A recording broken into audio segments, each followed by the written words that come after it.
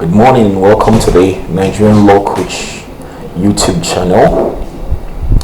Today we continue our discussion of jurisprudence, and today we'll look briefly into the introduction to positivism as a school of jurisprudence.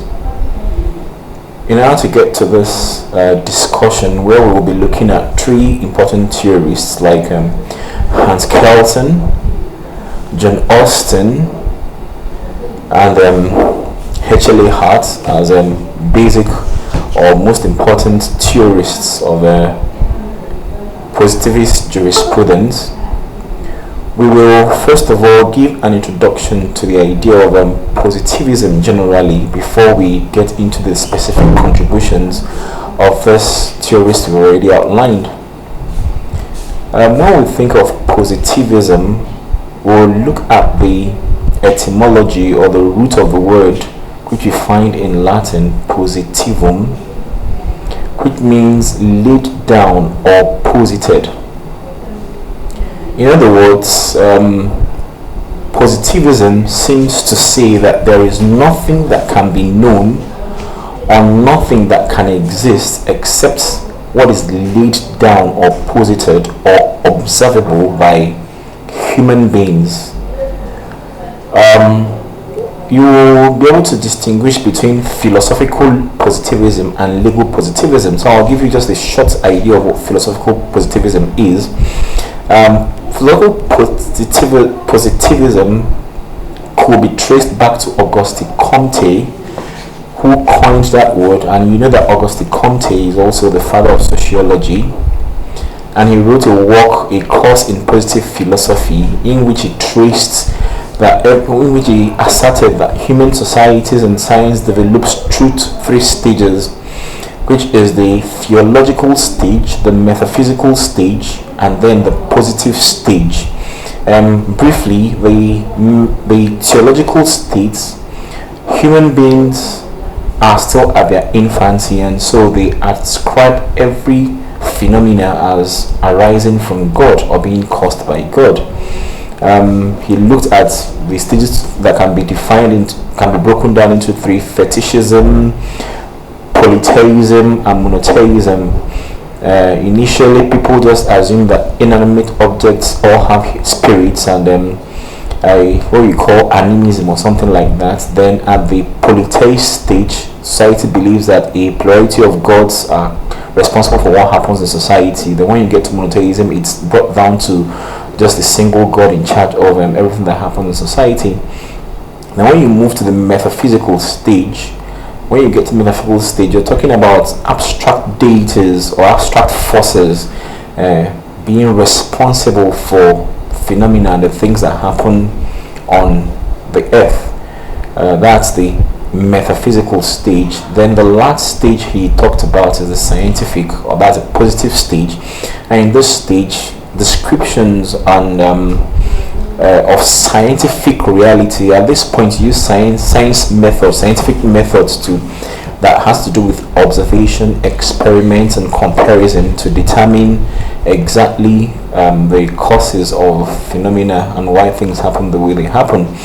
That's why some of the times it seems as if positivism is it's somehow tied inextricably to science, because positivism in essence is saying that things have to be done in a scientific way. That's why, for example, it posits that it's only phenomena that can be known, and anything that cannot be observed by the five senses cannot be actually entitled as knowledge. John Stuart Mill and Bodenheimer actually said a few things that could explain, further let you understand what philosophical positivism is all about. For example, I think if you break down what John Stuart Mill talked about, he said there is nothing that can be known except that there is nothing that can be known except phenomena, and that the ultimate causes and our knowledge of phenomena is not absolute, it's relative, and that the ultimate causes and the nature or essence of this reality of phenomenon cannot be known they are unscrutable and unknown to us. While Bodenheimer, you can summarize what he said by talking about the fact that he said the scholarship should be restricted to what is given, and we should leave out the realm of the spirit, the lofty heights of the spirit, and just deal with what can be easily observed, what has been laid down. And it denies, denies that we can actually discover the essence of reality or phenomena in itself. So in essence, philosophical positivism is mainly saying that leave anything that cannot be observed by the five senses, that cannot be posited, that cannot be laid down. They cannot really be the object of real knowledge. Rather, we should concentrate our scholarship on things that can be seen and things that can be observed, things that can be experimented on, and a conclusion reached on them. Now, when you think about legal positivism, it's just that once you understand that on that aspect of scientific approach, you'll see that legal positivism actually lays down that laws should be studied scientifically and dispassionately without reference to their special context, their political or psychological backgrounds, their economic circumstances, and every other thing. That you should just divorce law from all of that and study law dispassionately and scientifically. HLA has tried to look at maybe 5 different ways of looking at legal positivism. One, he said, you could see legal positivism as a theory of the form of a form of legal study. And this theory of a form of legal study has these 2 characteristics: that there is the absence of idealism. Now, when you're looking at positivism as a theory of a form of legal study, you will see that it doesn't allow for idealism.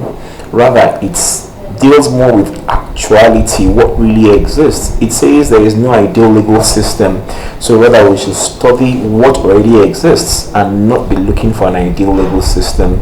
It also has this characteristic that it refuses to evaluate law morally or politically, and it just basically has the objective of clarifying the meaning of law. That's as a theory of as a form of legal study. It wants to find out what is the meaning of law, to clarify the meaning of law, to identify the essential characteristics of a legal structure of a legal system, and also to analyze very important legal concepts like law, like rights, duties, ownership, possession, legal personality. Now, he also saw legal positivism as also being a theory of law and morals. You have heard about the separation thesis, which we won't get into here until we talk about his own contribution. But he, just like a lot of other positivists, he holds the view that an unjust law could still be law. Nevertheless, there is meant to be a separation between the idea of law and morals, because if you listen to somebody like Austin, or if you read Austin says the existence of the law is one thing, its merit or demerit is another. While Hans Kelsen, the positive, also mentioned that legal norms can have any kind of content. So the positivists, as opposed to the natural law philosophers, will tell you that law does not have to conform to any specific standard in order to be law. But the natural law school will tell you that any unjust law is no law. So we'll still see that interplay as we go on. Also, you could see legal positivism as a study of the judicial process, and in this regard, it is expected, or it's asserted, that good decisions, that decisions are arrived at as a result of looking at pre-existing rules, and then the good judgments normally tie in a statement of the legal rules with the facts of the case, so that this is a study of how judicial decisions are actually arrived at. Then finally, we think that he also looked as the law as the command of, as okay, he looked at legal positivism in the definition of the law, and the commonest expression of legal positivism in the definition of the law is John Austin's idea that law is the command of the sovereign. We'll look at that when we study John Austin and his contribution. But basically, you need to know that it just talks about in the definition of the law. The legal positivism thinks about the expression of a human will, even if it is not directly a command of the sovereign. Like when you look at the realist school, what the judges say, and not really the command of the sovereign. Now, but this is just a summary of the legal positivism and philosophical positivism. In essence, we've just told you that when you're looking at positivism, you're trying to divorce the law from all its surrounding political, economic, psychological, special context, and you're trying to study law in a dispassionate manner, not bothering about its merit or its demerits. So the next discussion we'll look at is to look at specific contributions of specific theorists, like I've mentioned to you, John Austin, Hans Kelsen, and Herschel Hart.